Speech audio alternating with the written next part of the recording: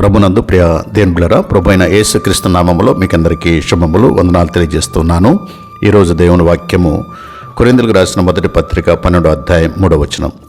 ఇందుచేత దేవుని ఆత్మ వలన మాట్లాడువాడెవడను యేసు శాపగ్రస్తుడని చెప్పడనియు, పరిశుద్ధాత్మ వలన తప్ప ఎవడను యేసు ప్రభు అని చెప్పలేడనియు నేను మీకు తెలియచేయుచున్నాను. యూదులు కొందరు యేసు శాపగ్రస్తుడు అనగా దేవదూషకుడని, ఆయనకు సిలువయే తగిన శిక్షని అన్నారు. దేవుని ఆత్మ వారిలో లేకపోవటం వలన వారు ఇలా అంటున్నారని పౌలు తెలియచేస్తున్నాడు. అవును, దేవుని ఆత్మ లేని వారే యేసును దూషించువారుగా ఉన్నారు. దేవుని ఆత్మ వాక్యము ద్వారా యేసును క్రీస్తుగా ప్రకటించడం జరుగుతూ ఉంటుంది. ఆ వాక్యము నమ్మిన వారు యేసును ప్రభువుగా ఒప్పుకొని మారు మనసు పొంది రక్షింపబడిన వారుగా ఉంటూ ఉన్నారు.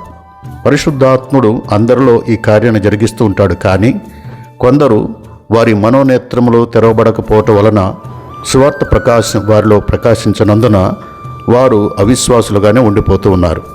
పరిశుద్ధాత్ముడు అందరిలో ఈ కార్యం జరిగించుతున్నను కొందరే యేసును అంగీకరించటం అనేది, రక్షణ పొందటం అనేది జరుగుతూ ఉన్నది. ఆ కొందరిలో మనం ఉంటే మనము ధన్యులమే. పరిశుద్ధుడా తండ్రి, పరిశుద్ధాత్మను మాలో కార్యమును జరిగించుచుండగా వాక్యమును అంగీకరించి మారు మనసు నొంది రక్షణ పొందినట్లుగా మమ్మలను కనికరించుమని యేసుక్రీస్తు నామమున అడిగి వేడుకొనుచున్నాము తండ్రి. ఆమేన్.